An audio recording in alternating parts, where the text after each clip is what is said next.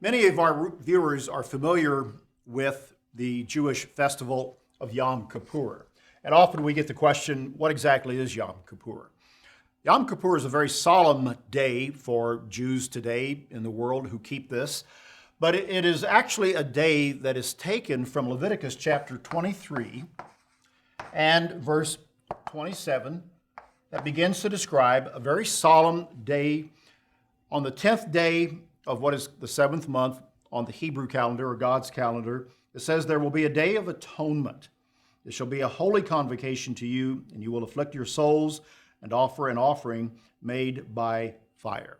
So again, we see that Yom Kippur is talking about what is called a day of atonement in the scriptures and is observed today by Christians who understand the deep significance of this festival in drawing us closer to Jesus Christ, to God the Father, and opening up a tremendous understanding about the nature and the way of our current world today and where it is going, and also the path to mankind becoming at one with God, which, if you break the word down at atonement, it really is talking about at one-ment, or being at one with God, something that the world has never truly had.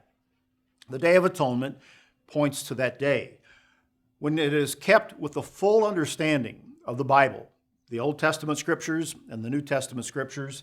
The Day of Atonement is a day of affliction, as it says, which means that one fasts, goes without food and water for 24 hours during that day. That is the biblical understanding of what the day is.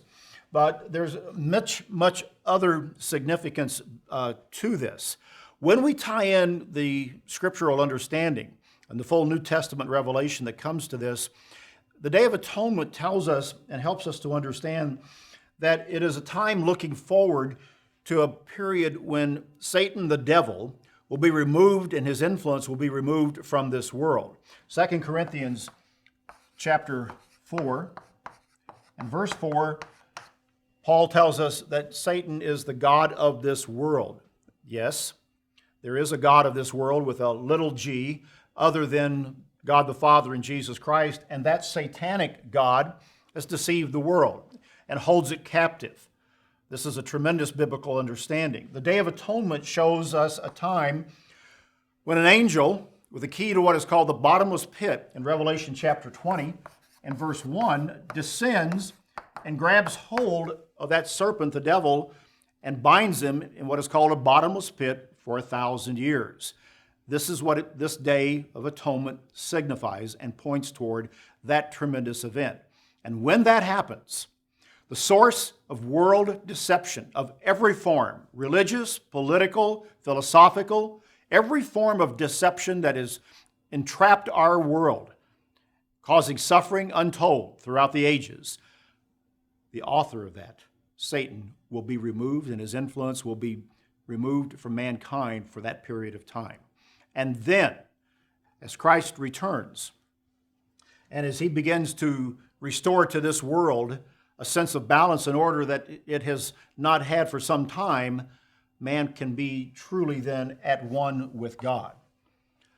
The Day of Atonement, what is called on the calendars that you might have Yom Kippur, has tremendous meaning for a Christian wanting to understand a fuller, deeper revelation of Jesus Christ of Nazareth, his life, his death, his resurrection, his purpose for his first coming, and more critically, his purpose for his second coming, to remove the source of suffering and evil from this world.